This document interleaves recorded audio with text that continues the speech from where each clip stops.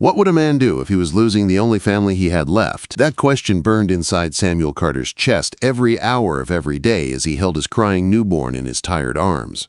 The baby's thin wails filled the small cabin, louder than the wind outside, louder than Samuel's breaking heart. The prairie wind pushed against the loose boards of the Carter ranch house, making the walls tremble. Inside, Samuel sat at the wooden table, rocking little James, his newborn son. His wide shoulders looked smaller now, pulled down by sleepless nights and worry. His hands, usually steady from ranch work, shook as he tried to soothe the child. Little James cried so hard his face turned red, his tiny fists curled up tight. "There, boy, Daddy's here," Samuel whispered, but the words came out weak, almost desperate. The bottle on the table was useless. The milk inside had gone bad again. He had tried to fix it, but nothing worked. Mary always knew how to handle these things. She knew the right way to warm the milk, the right way to hold James, the right words to calm him. But Mary was gone now, 2 weeks in the ground, buried under the oak hill where the grass hardly grew. Samuel rubbed his red, tired eyes. He had barely slept since the funeral. The chores outside were piling up, but he could not leave James alone, not even for a moment. The cattle needed tending. The fences leaned. Tools lay scattered and rusting where he had dropped them. But none of that mattered. All that mattered was the child in his arms, hungry and weak. "Lord, help me," Samuel whispered. "I don't know what I'm doing." As if the Lord heard him, there came 3 knocks at the front door. Samuel froze. Nobody came out this far, not without a reason. With James still crying, he walked to the door and pulled it open. Standing on the porch was Abigail Turner, a young woman from town. Her brown hair was braided neatly, her cheeks pink from the cool wind. In her arms she carried a wicker basket covered with a cloth. The warm smell of fresh bread drifted toward him. "Mr. Carter," she said gently, eyes falling to the crying baby.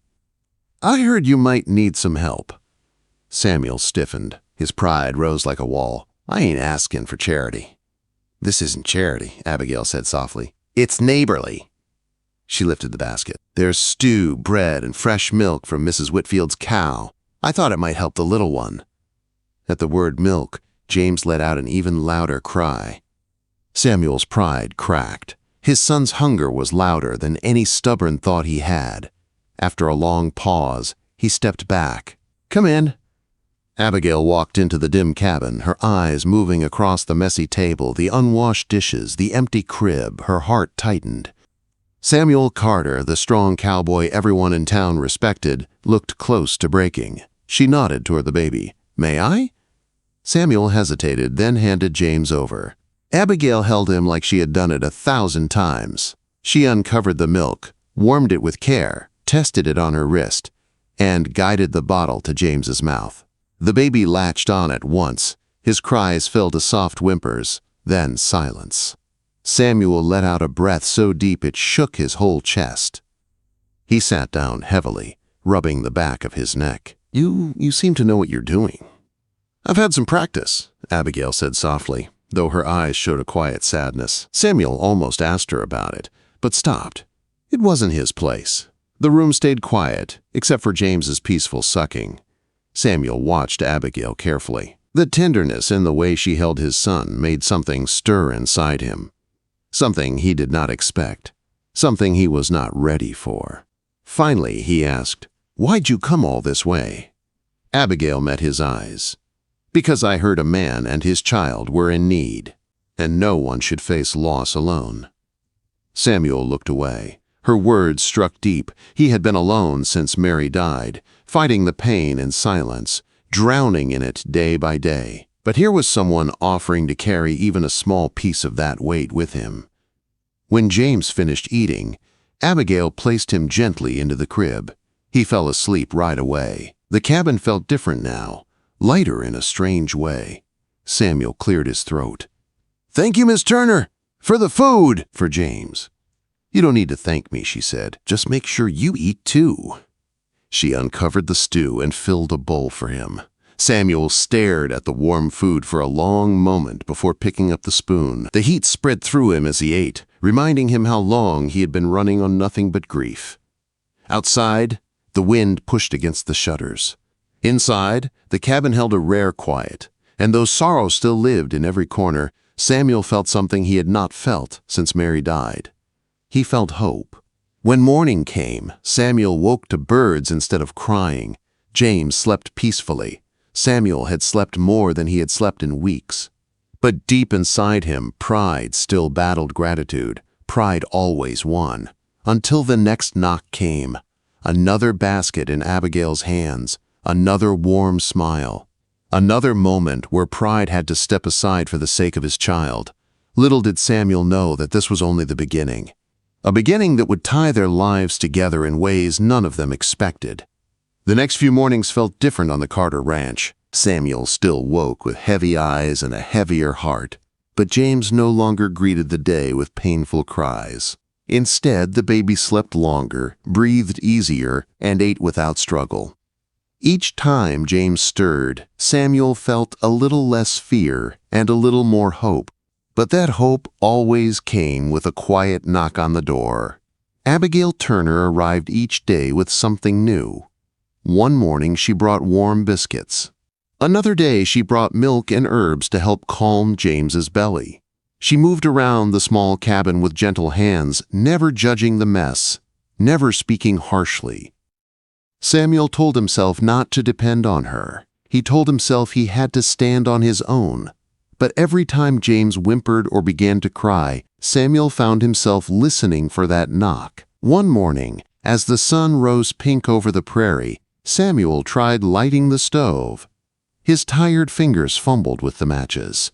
Before he could figure it out, there was that soft knock. Abigail stood there holding another basket. "You don't have to keep doing this," Samuel muttered, opening the door. "I know I don't," she said calmly, "but I want to." She stepped inside and, without waiting, lifted James from the crib as he began to fuss. The baby settled almost instantly. Samuel watched her with quiet amazement. "You've got away with him," he said. Abigail gave a small smile. Children feel things. They know when someone is calm, even if the world around them isn't. Samuel swallowed. His heart was far from calm, and he knew it. That afternoon, Abigail washed dishes at the sink. Her sleeves were rolled up, her hair loose from its braid. Samuel sat at the table, staring at Mary's shawl hanging in its usual place. He felt guilt curl inside him, like he was betraying something by letting Abigail help. She noticed his silence and dried her hands. "She must have been a wonderful woman," Abigail said softly. Samuel nodded, his eyes heavy. "She was strong, patient, kind. She handled everything better than I ever could." "That's not true," Abigail replied. "I've seen how you hold James. I've seen how you fight for him. That takes real strength." Samuel looked at her, surprised by the certainty in her voice. No one had spoken to him like that since the funeral. A few days later, Samuel rode into town for supplies. His stomach tightened as he left James with Abigail for the first time. But deep down, he knew the baby was safe. Trusting someone again felt strange, but right. Outside the general store, his neighbor Hank Miller leaned against a post, arms crossed. "Carter," Hank said, voice gruff. "Heard you been letting that Turner girl come around." Samuel stiffened. "She's been helping with the baby." Hank scoffed. "A man ought to stand on his own 2 feet. Folks say you can't handle the ranch or the boy without a woman's help. Sounds like weakness to me." Samuel's fists tightened at his sides. "You don't know what you're talking about." "Ain't that so?" Hank smirked. "People say you ain't the man you used to be." Samuel said nothing. The words stung, sinking deep into his chest. He rode home with Hank's voice echoing in his mind. When he returned, James was fed and asleep. Abigail rocked him gently by the fire, unaware of the storm growing inside Samuel. "What happened in town?" she asked quietly as she saw his tense shoulders. Samuel hesitated, then exhaled. "Hank Miller says I'm weak, says I ain't the man I used to be. Maybe he's right." Abigail's expression turned firm, almost fierce. "Grief doesn't make you weak. Loving your child doesn't make you weak. It makes you human." Samuel stared into the fire. Maybe James would be better off with someone stronger. "Don't say that," Abigail whispered. "James doesn't need perfect. He needs you. You're his father. That alone makes you strong." Her voice held such certainty that Samuel felt something shift inside him. Not pride, not fear, but something steadier. As she spoke, Samuel noticed Abigail's hands tremble slightly when she held James. "You've cared for a child before," he said quietly. "I can tell." Abigail's eyes dropped to her lap. Silence filled the room before she finally whispered, "I had a little brother, younger than James. He died during the fever last winter." Samuel's chest tightened. The pieces fell into place. She came not just out of kindness, but out of loss. "I'm sorry," he said softly. She nodded, eyes bright with pain. "I couldn't help him. But when I heard what happened to Mary, I couldn't stay away. I knew you needed someone. And maybe I needed someone too." For the first time, Samuel reached out and gently touched her hand. It was a small gesture, but it spoke louder than words. The next days passed quietly, but deeply. Abigail taught Samuel how to mix the milk right, how to soothe James when he cried for no reason, how to keep him warm at night. Together they fixed parts of the cabin, patching curtains, repairing loose boards. Sometimes they laughed softly at the little things James did. And sometimes Samuel caught himself staring at Abigail, wondering how one person's presence could change the whole feeling of a home. One Sunday afternoon, Pastor Whitfield rode out to the Carter Ranch. He saw Samuel chopping wood while Abigail held James nearby. The preacher dismounted and approached with kind eyes. "I see you're not alone anymore," he said. Samuel sighed. "Some folks say that makes me weak." "Some folks talk too much," the pastor replied. "Even the strongest cowboy needs a hand." Samuel thought of Hank. Then he thought of Abigail. Steady, gentle, brave. Maybe help wasn't weakness. Maybe help was hope. But that night, the real test came. A storm rolled across the plains, roaring like it carried the whole sky with it. The wind slammed against the cabin, rattling the shutters. James woke crying hard, his tiny body trembling. Samuel tried everything, rocking, singing, holding, but nothing worked. Panic tightened his chest. "Something's wrong," he whispered. "I can feel it." "Let me hold him," Abigail said. She took James in her arms, whispering gently, but the crying grew weaker, thin, and frightening. Samuel's heart nearly stopped. Outside, the storm raged. Inside, they faced a fight that would decide everything. The storm hammered the cabin with wild force, shaking it with every gust. Inside, Samuel Carter stood frozen as Abigail held James close, her face pale with worry. The baby's cries were thin and weak, nothing like his usual sharp wails. Each small breath sounded like a struggle. Samuel's voice broke. "Abigail, he's not just hungry. Something's wrong. I can feel it." Abigail kept rocking James, whispering soft words, but fear shone in her eyes. The storm outside was loud, but the sound of James's weak cry was louder in Samuel's heart. He felt helpless, the same helplessness he felt when Mary slipped away. "No," Samuel whispered, shaking his head. "Not again. Not my boy." Abigail looked up at him firmly. "Listen to me. He needs you steady. He needs you strong. We are not losing him." Her voice grounded him. Samuel forced himself to breathe. For James, he had to be strong. Abigail guided him quickly. "We need warm cloths. Not too hot. Keep him close to the fire. Keep him upright. And hold him so he can breathe easier." Samuel moved fast. He heated water, dampened cloths, checked the fire. Abigail wrapped James gently and kept him close to her heartbeat. Together, they fought through the night. Every tiny gasp from James tore at Samuel, but he refused to give in to fear. Hours passed like days. Then, just before dawn, James's cries changed. They grew steady instead of weak, tired instead of desperate. He clung to Abigail's finger with a small, strong grip. His breathing calmed little by little as exhaustion overtook him. He drifted into sleep, Samuel's knees buckled. He dropped into a chair and covered his face.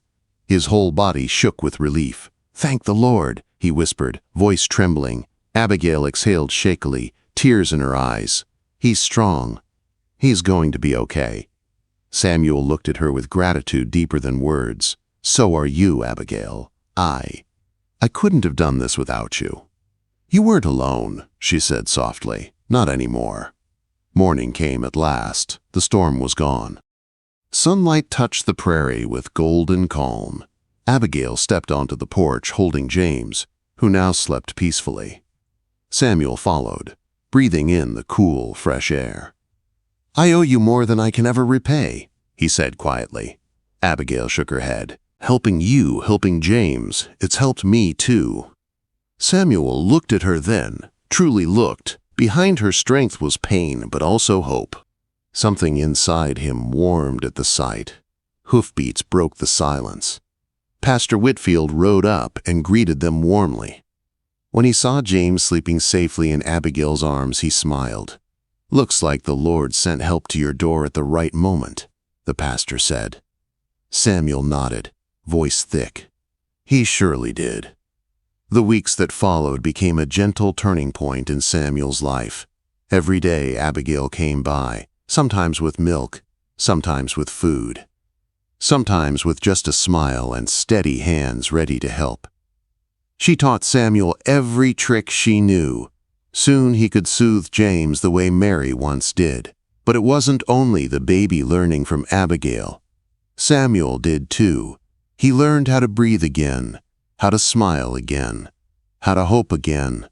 And slowly, without either of them meaning to, Abigail became a part of that cabin, a part of that home, a part of their lives. When Samuel went to town, with James strapped against his chest, people stared. They saw a man standing taller than he had in months. Hank Miller saw him too and muttered, "Looks like the boy's still breathing." Samuel looked him in the eye. He's alive because somebody cared enough to help when others only talked. For once, Hank had no answer. That evening, Samuel returned home to the warm smell of stew. Abigail was at the table, mending a blanket, while James kicked happily in his cradle. The cabin glowed with a light that wasn't just from the fire. It felt like life had returned to it. Samuel stood in the doorway for a long moment, watching her, feeling something grow inside him, something tender, something new, something he had thought he would never feel again. He stepped inside. "Abigail," he said quietly, "I don't know what the future holds. I don't know if I'll ever stop missing Mary. But I do know this. You've given James a chance at life, and you've given me a chance to feel alive again." Abigail looked up, her eyes warm. "We've both lost, Samuel, but maybe together we can start again." Quote. He came closer, placing his hand over hers as they both leaned over James's cradle. The baby giggled in his sleep, a soft, happy sound that filled the room with warmth. Samuel felt something inside him settle, not healed, not fully, but mending, piece by piece. Slowly, like a sunrise spreading over the prairie. That night, they sat together by the fire. James slept peacefully, bundled between them. The stars shone bright through the cabin window. Samuel's voice was gentle. "I don't know where this road leads, but I'd like you to walk it with me." Abigail smiled softly. "I already am." And there, in the warm glow of the fire, the cowboy who once feared losing everything found something he never expected again: love, hope, and a family strengthened not by blood, but by kindness that arrived with a knock on his door. Sometimes help comes when a man is breaking. Sometimes love comes when a heart is empty. And sometimes the start of a new life begins with a single knock in the middle of a lonely night.